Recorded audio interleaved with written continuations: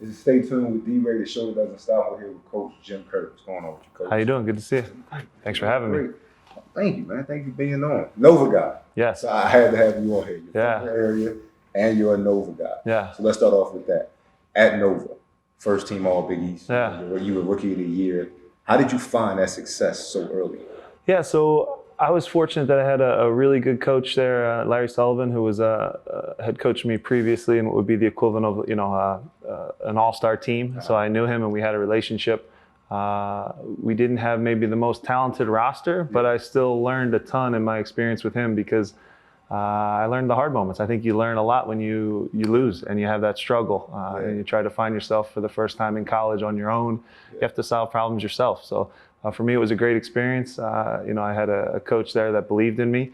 There were certainly some hard moments for me and a lot of life lessons during some of the tough losses that we took. But at the same time, I was able to get some of those individual accolades, which are nice, but as athletes, we always just want to win as a team, so it was a tough balance for me. I had grown up playing on really talented teams in high school through those years, but what really formed me was the hard moments at Nova where, maybe we weren't winning championships, but I was individually growing as a player, and also he taught me to think as a coach a little bit, which then led to later on in my career having this opportunity now that I have with the Philadelphia Union. It's so funny how like a coach can see a coach. And True. It's great. But just to backtrack a little bit, you spoke on life lessons. Yeah. And I could imagine you learned a lot off the field as well. Yeah, of course. What was the biggest one you took from Nova? Yeah, off the field? Yeah, so I can remember as a player taking a hard loss to actually Drexel, a local rival, here in Philadelphia, and we got our butts kicked, for lack of a better way to put it. We lost 3 or 4-0 that night, and I had gotten pulled out of the game as a freshman, and I was pretty frustrated with Coach Sullivan at the time. Yeah. And you have these moments in life where, you can sink or swim, and I had maybe a childish, in hindsight now, a childish mentality where I was frustrated with Coach for pulling me out. But I think I remember saying to him, something along the lines of, if I can't start for this team, then I'll go elsewhere. Yeah. And he gave me the tough talk. Okay, go ahead. And that kind of shocked me, because I had always been a talented player. But it made me. Now I step back and think of, number one, how immature and arrogant I was at the time. So it was a growing, a teachable moment for me. But then having some time to sit back and reflect, you recognize you can't be so selfish in the tough times. I think that was one that I look back on, and I'm very fortunate that I had a good discussion with Coach the next day. And I think that was one where I learned you can't just take the easy way out. It's very simple to go off on your own and complain about different things, but the real winners, the real leaders are the ones that see it through in the tough times and bring people together, because it's easy to step away and quit. So that was one where it stuck with me. And again, sometimes these discussions are hard ones, but to grow as an athlete and then eventually as a coach, I think you have to go through the hard times. That's when you learn the most about yourself and when you learn the most about your teams. Yeah, you have to. So after Nova, you played for the Chicago for 7 years. Yeah. What was the biggest difference in your All-Star year versus the other years? Yeah, that's a great question. So I would say, again, fortunate enough to get drafted by Chicago. And sometimes in life, a little bit is timing, a little bit is right place at the right time, a little bit of luck. I got thrown into a locker room in Chicago that was all guys that saw the game as coaches. So right now, currently in our league, we have, I think, almost 16 guys that are now assistants, head coaches, general managers that are involved in some way, shape, or form in the league. So I was lucky I was thrown into that locker room, with a bunch of guys that, challenged you every day in the film room, challenged you on the field. It was just an incredible learning environment for me. I think my second year there as a pro in Chicago, I started to really think I want to become a coach. So it was early in my career that I saw that, and I give credit to that organization and the environment that I was in there. Learned a ton under Bob Bradley, who's now coaching. I coach against him, which is crazy for me. He coaches at LAFC, but very grateful for the time I had in Chicago, amazing city, and went on to play in Los Angeles after that. But overall, I think the environment that was created there and the group of guys that we had that all now I coach against in the league. It's been a really cool experience. But as you know, the All-Star season, you know, a lot of that you have to give credit to your teammates. You know, that's mostly you're usually a product of when the team has success. In that year, in 2000, it was 2003, leading into 2004.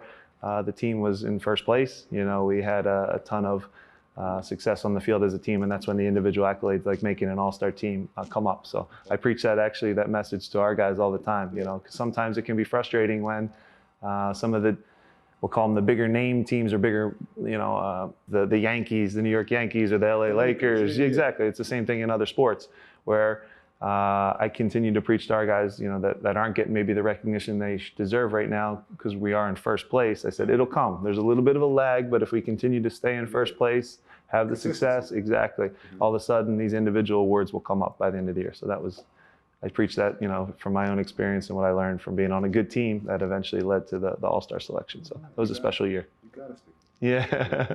So you're obviously, you spoke about it, you're like okay with being thrown in the fire, which is exactly what happened as a head coach. Yes. As an interim head coach, Yeah. you in, you know, and it's like, all right, now this is your team. Yeah. But you won 11 of the last 16 games. Yeah. How did you deal with that? Like, all right, you're the head coach, you have to just will this team to a successful rest of the season. It's tricky, you know. You come into a job. Most coaches don't come into the job the way they want because they come in as assistants, and someone gets fired, which is hard. You know, a guy who brought me in was unfortunately lost his job. So you don't come into the job the way you want to, but at the same time, when you're handed the keys and you get the opportunity, it's your shot. Exactly. So you have to put your stamp on it, make it your own.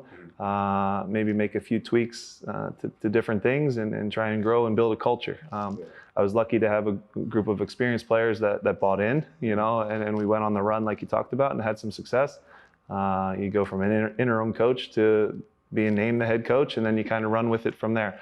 I'd be lying if I said I was ready on day one because no one's ready. I equate it to you know, someone that works at NASA who's an astronaut. You know, they can do all the training they want, but until that first they go up the first time, you have no frame of reference for it. So anyone who tells you I'm ready and I know what exactly what to do and what buttons to push, they're full of it. That's the reality. You haven't done it yet. So little things, dealing with the media, every word that you say, not only to the press but also to your players, has to be spot on because you can lose guys, you can lose messages, so you have to really be on, and you can't fully be prepared to that until you go through it. And I think I've grown into the job. At the time, I was the youngest coach in MLS, which was nice, but also I had some things to learn. Exactly. And I worked my way up through the academy, working with young players. So it's been a growing process. I think you learn every day in this game, and it has a way of humbling you when you think you got it all figured out, you know. So again, you never try to get too high or too low, and that's been the way I've kind of lived things. And I'm consider myself to be a player's coach. I want to get to know my guys. I want to have them be able to text me anytime and feel that way. And some coaches think that's crazy, you know, some of the old school guys. But I think you have to adjust and be progressive. And I consider myself more organic, and I'm kind of learning as I go and taking things I like and trying to evolve every day. You can tell that's a huge part of y'all's success. The way y'all guys mesh out there. Yeah. You spoke on culture. What do you want the culture of the Philadelphia Union to be? Yeah, that's a great question. And when you talk about culture, it's a word that gets thrown around a ton in pro sports now, and everyone thinks it's easy. Oh my gosh, it's incredible. And everyone thinks it's just easy. I always joke that when things are going good, they have a great culture. But when things go bad, they say, well, it's a business, so you're traded. You know what I mean? Which is it? Is it a culture or is it business? You know? That's a big difference. So I think the definition of true culture, real culture, is you learn the most about your team and what kind of culture you have as an organization when things are bad. That's when you really learn. So when you lose 3 games in a row, those uncomfortable moments. That's when you learn the most. Do you have guys that are going off into the corner and saying it's his fault, our coach isn't playing me? Or do you have guys that say, yo, cut that out. Everybody's in this together. We're going to sink or swim together. That truly defines culture. So, you know, anybody can list, you know, the words that they say, you know, trust, loyalty, and can throw them all out, but do they really mean something? And I think you learn that in the hard moments. So when it's going good and you're winning, like right now in first place, I still don't know what we're made of. You know what I mean? I want some during the course of the season, you need some adversity, you know, and right now we're kind of cruising and things are easy, but I keep warning my guys, it's going to come at some point during the year. It does for every team. Exactly. So let's not get too high or too low.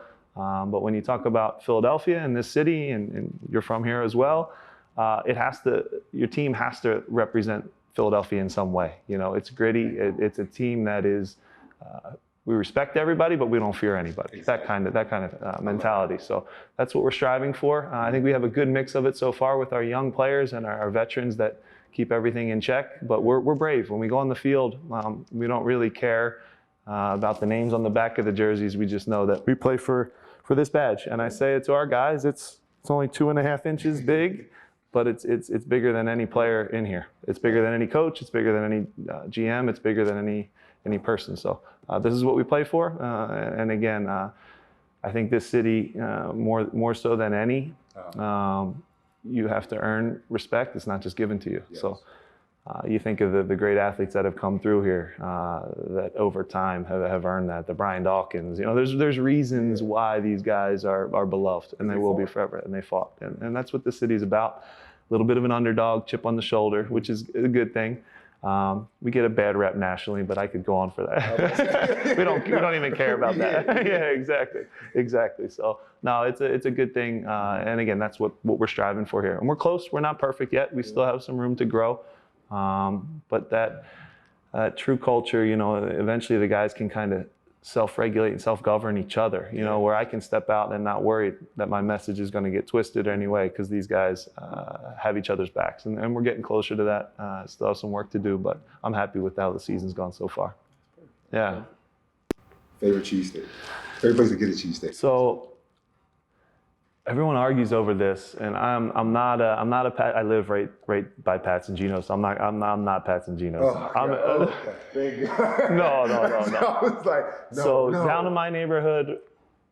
Oh man. So I'm actually Del Sandro's. I'm a Del Sandro's guy. You know where that is? Yeah. It's a little bit out. Mm-hmm. It's still Philly, but it's not downtown. Yeah. Oh, downtown. I'm from South Philly. For me, it's actually that was what I was gonna say. And they have 2 of them down there now. I don't like the second one. I'm sorry. I know we get in trouble for saying that, but I don't like the second one. It's too big in there. It has like it's the intimacy of the small one. Yeah, the small one's good, where it's tight and it's hot and it's grimy and it's rougher. And the same dude's still serving the cheese fries to this day. So yeah, I mean, we could talk for hours on this, but you know, Jim's is there. Jim's gets the line and everything. Mr. Bibbles is I just love it. I mean, you gotta hit the secret agent when you get in there to get past it. The cheese is good too. The cheese with the cheese fries is nice. The cheese fries is nice. Cheese fries is nice. Gremlin is. I don't do the gremlin, but sorry. Only that. No. I don't drink soda, but there I have to. Let me get back to being serious. I'm sorry. That's good. It's good. We got a guy. Del Sandro's is a good one just because I have to cruise through there to get to my parents' house in the suburbs, so it's always a stop. And Del Sandro's is solid. But the Pat's and Gino's thing, it's the most popular because it's I get it, but that's tourist stuff. Thank you. Somebody said it. Yes.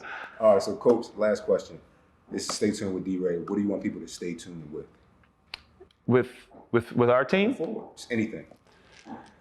You can plug your Twitter. Anything. Oh no, I don't want to do that. I mean, I recognize this city as everyone wants to talk about it as I'm a 4-for-4 guy, or I like the Eagles, the Sixers, the Flyers, and the Phillies. I think there's space for the Union. You know, I think soccer has grown enough in this country now.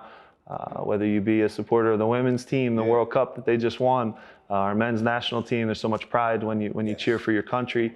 I think it's time now that we start talking in this city that there's 5 teams. Yes. The Philadelphia Union is real. Yeah. We've been good now for a couple seasons in a row. I think we're going to be make some noise this year in the playoffs. So if I'm going to give one thing, I would say that. And I'm from a football family, so this is me sticking it to some of my aunts and uncles and then all my buddies from high school. But soccer is here. It's no longer exactly. It's no longer growing. So it's no longer just an outsider. I think the Philadelphia Union and soccer is here to stay. And it's something that I'm proud to see. I actually didn't think the sport would grow this much in my lifetime. It's been really really special to see. Yeah. But yeah, that would be the one that I'd add. It's not a 4-for-4 city. There's a 5th team in this town, and we're playing good soccer right now. And come out and see us at Talon Energy Stadium. It's a party. It's a good atmosphere, and we don't lose in this building here, so it's special. Perfect. Thanks, we're trying man. to get to the signs of Venom. Yeah, come on in, man. We'd love to have you. We'd love to have you. This is fun, man. Thank you very much. That was awesome. Thank you so much. Thanks. Keep up the good work. Stay tuned with D.Rey with Coach Jim Curtin. Please stay tuned with the Philadelphia Union and see y'all soon.